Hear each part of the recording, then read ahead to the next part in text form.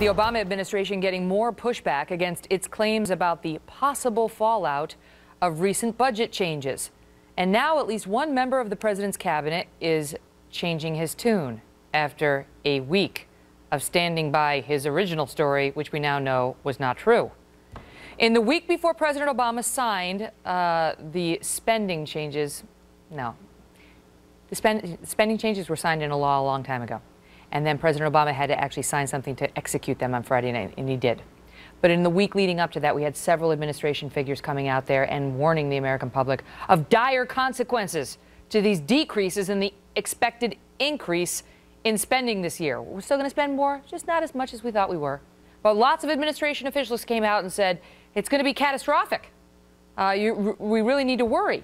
And one of them was Education Secretary Arne Duncan, who repeatedly, at least 4 times, warned not only of impending layoffs for teachers, but actually went so far as to say pink slips were already being handed out to teachers. Now, after being repeatedly pressed on the issue and given 4 Pinocchios by the Washington Post on his claims, Secretary Duncan is saying he misspoke. Here's how it played out over the last week and a half. There are literally teachers now who are getting pink slips, who are getting notices they can't come back this fall. You're confident that teachers are already getting pink slips, as you said?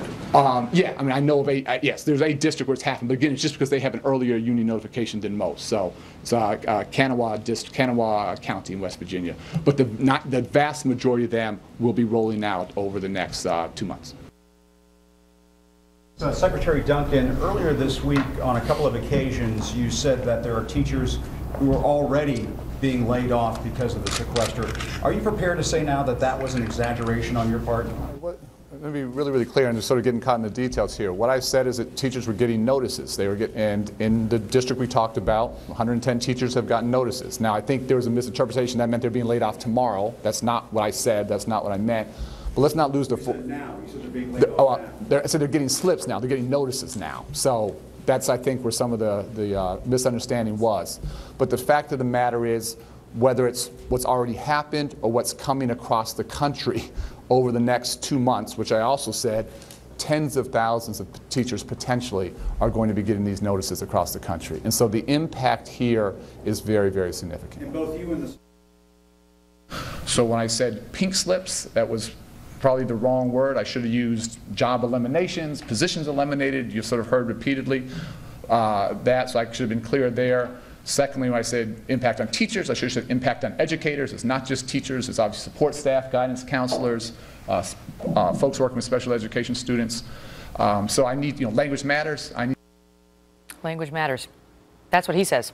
Joining me now to discuss it, Leslie Marshall, a syndicated radio talk show host and a Fox News contributor, and Lars Larson, who's a syndicated radio host with Compass Media Networks. I mean, I don't know where to begin, because I want the viewers to know it goes deeper than this. The first soundbite we played there, where he said there are literally teachers who are getting pink slips, who are getting notices that they cannot come back this fall. That was February 23. February 21, which of course is 2 days before he made that initial claim on the Sunday talk shows. On the Sunday talk shows, that was the first bite we showed you. 2 days before, he had a conference call with reporters where he said, schools are already starting to give teachers notices, and said 40,000 teachers could lose their jobs. When pressed by reporters later, after the facts came out on how that was not likely to be true, some staffer to him said, well, that was a rough back of the envelope calculation.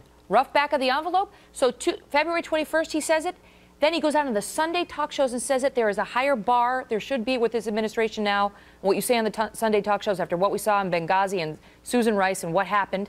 And then he doubles down on it again on March 1st and says, yes, they are getting pink slips. And the Washington Post says 4 Pinocchios, they aren't getting pink slips. The one county you could finally identify is maybe laying off 5 or 6 teachers, and it has nothing to do with the sequester. Lars?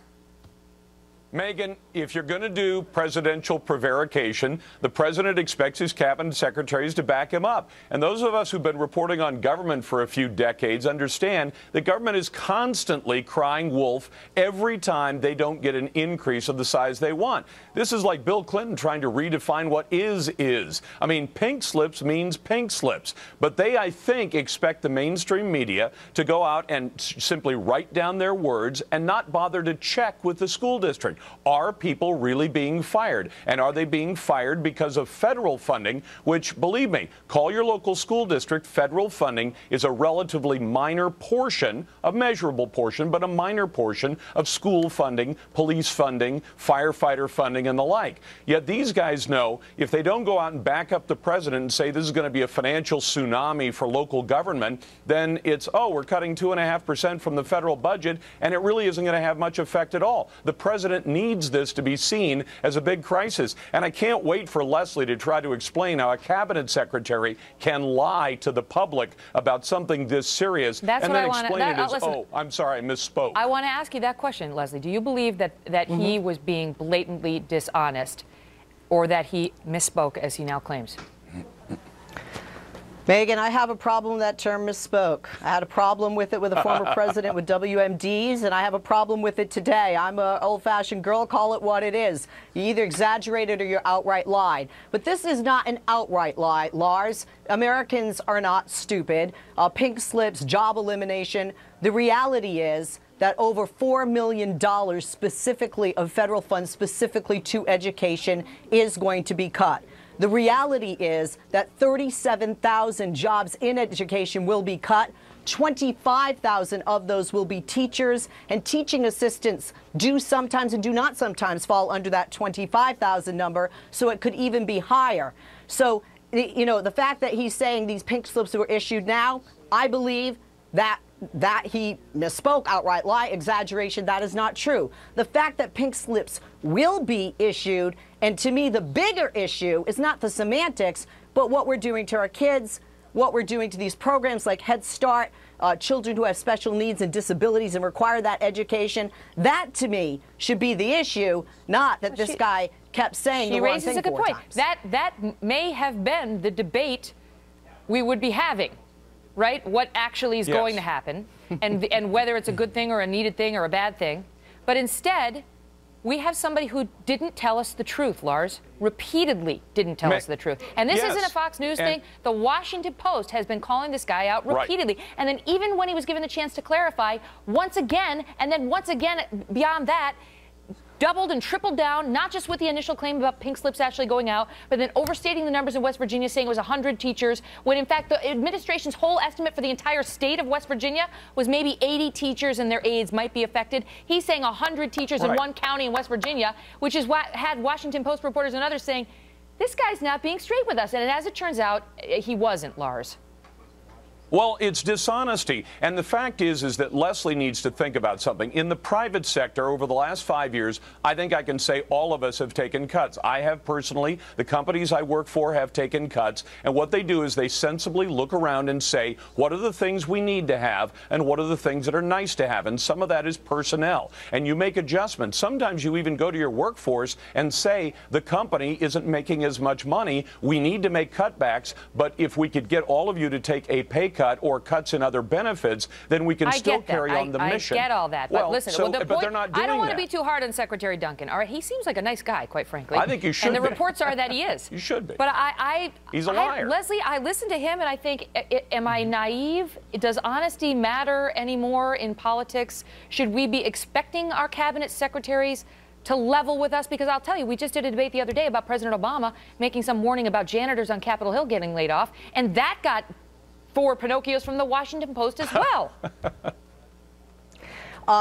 Megan, I have to say, left or right, whether it's the commander-in-chief, the head of the educational department for the entire United States of America, I really have given up on 100% of the truth from either party, from any position. And I think it's sad. What I think is awesome is that we have the ability from some liberal media outlets, Lars, like the Washington Post, did you notice, to call people out, whether it be with Pinocchios, pants on fire, And I think it's, awesome that, we have the ability to fact check this. And I think it's essential that the American people kind of get a second opinion, like you would with a doctor, on these issues. Leslie, I love that you because say it's at the awesome. end of So the day, these teachers will lose their jobs in the long run. They haven't been issued pink slips today, but many of them, over 25,000 of them, will. We've got 4 Pinocchios, we've got Pants on Fire, and then we have my own little chestnut, which is, or the long thing passed down for generations of my family, which this works too. Although not in print. Anyway, I got to leave it at that, you guys. We're going to pick this debate up on credibility in just a bit here on Fox News and talk about whether it's been sacrificed in this battle. Thank you both. Thanks, Megan.